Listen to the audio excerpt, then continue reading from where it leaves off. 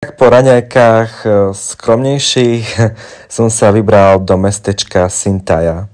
Ona leží v blízkosti pohoria, čiže pripadá to na taký Poprad, také niečo. Okolí naozaj môžete vidieť krásne, nádherné budovy.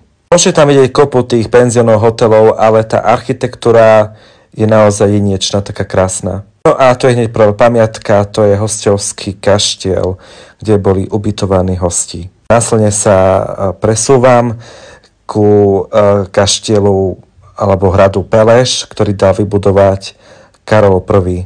Ak to je asi Karol I, tak je to rumunský král. Prvý rumunský král, ktorý založil dynastiu a on mal rád také gičové veci, tak dal postaviť tento hrad si.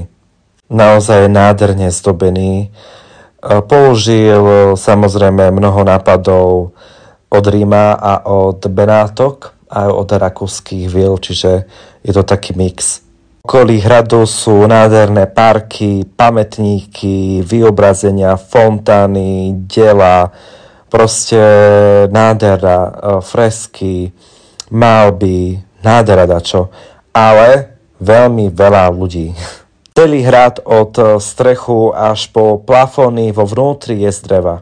Pracovalo na tom 600 robotníkov 24/7 a po roku a pol bol hrad dokončený.